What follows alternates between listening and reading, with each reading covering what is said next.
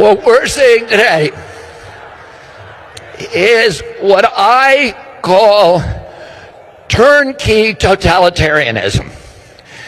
They are putting in place all of these technological mechanisms for control we've never seen before. It's been the ambition of every totalitarian state from the beginning of mankind to control every aspect of behavior, of conduct, of thought, and to obliterate dissent. None of them have been able to do it. They didn't have the technological capacity. Today, the mechanisms are being put in place that will make it so none of us can run and none of us can hide. Within 5 years, we're going to see 415,000 low-orbit satellites. Bill Gates says his 65,000 satellites alone will be able to look at every square inch of the planet 24 hours a day. Digital currency that will allow them to punish us from a distance and cut off our food supply. Every right that you have is transformed into a privilege contingent upon your obedience to arbitrary government dictates. It will make you a slave.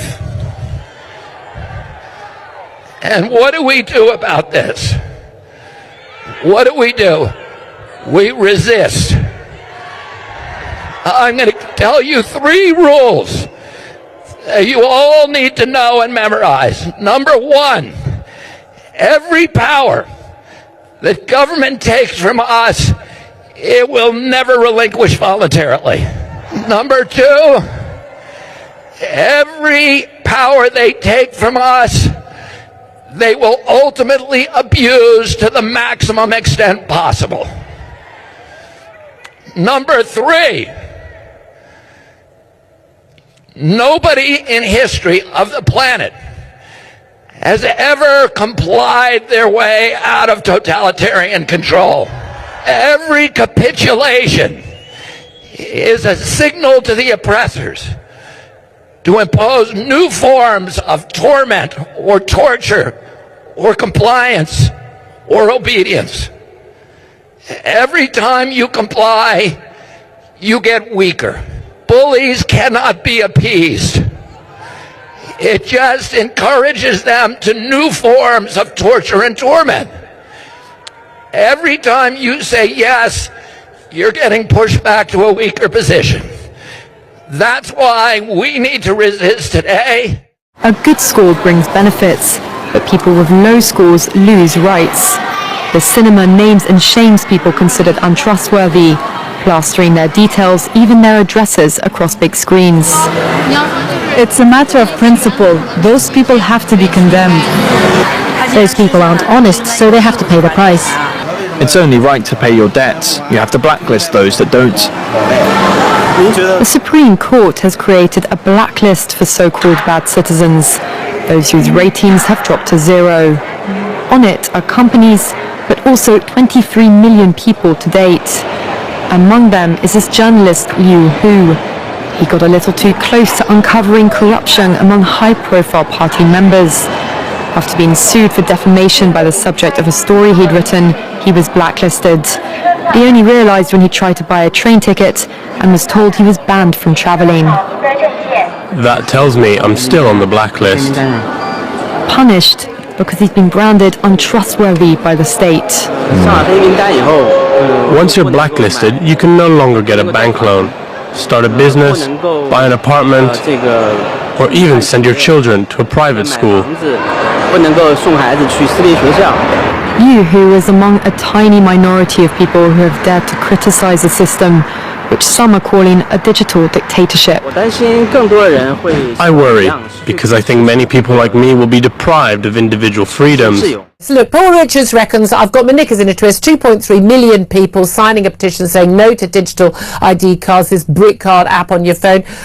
We've all just really just being a bit silly, and there's nothing to worry about. It's going to be really convenient for us to have all our ID in one place. There's no risk to it, and miraculously, although no one's been able to explain why, it's going to deal with the issue of illegal migrants working.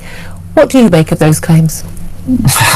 Absolutely ridiculous and absurd. There is no way that this digital ID card system is going to stop small boats arriving. There's no way it's going to prevent the Human Rights Act being used to deport criminals, terrorists. No, but those people won't be able to get a job, we're told, and therefore they won't come here and work illegally, because miraculously these employers who have not been checking their right to work will suddenly start check their right to work.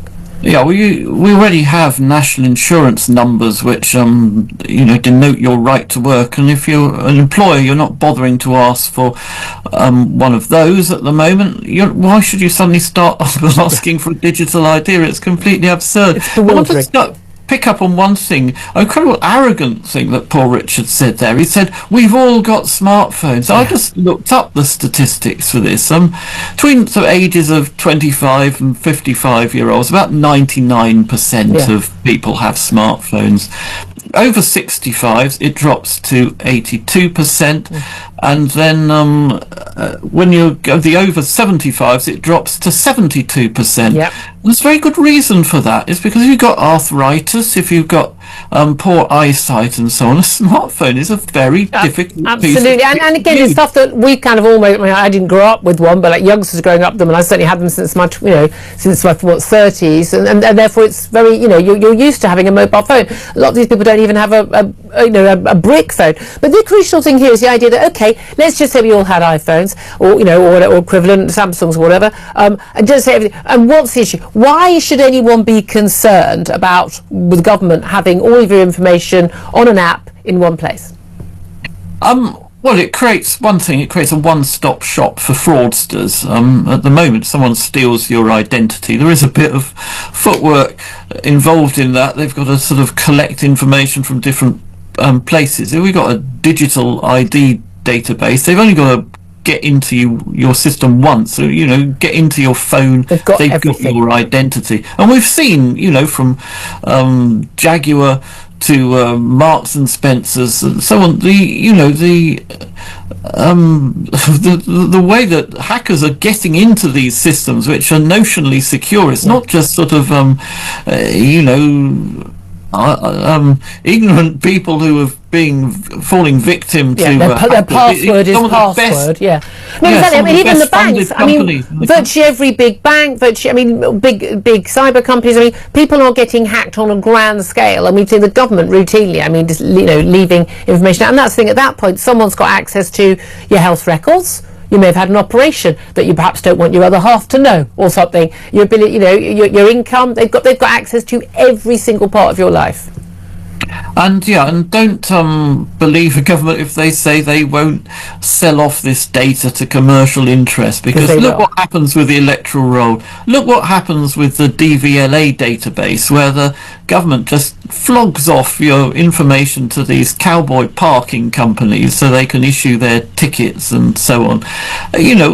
We've had these databases, we sort of consent to these databases, and then the government doesn't stick to its side of the deal. What about the surveillance side of things? The concern that a lot of people have, and I share it, people have been paying attention to what happened during COVID, paying attention to what's been happening in China, the social credit system. So people say, don't be so silly, it couldn't happen here. It literally happened here in 2020 and 2021. I don't know why people are surprised that it couldn't happen again. And this is the ability of the government to say, look, we can track what you buy, we can track when you've had a vaccine, we can track all your data in one place, and basically, if you haven't got up to date on your jabs, you can't buy things, you can't travel, you can't do that central data makes that possible, doesn't it? It absolutely does, and you can just imagine a future pandemic where we have a lockdown and we'll all be tracked by our phones.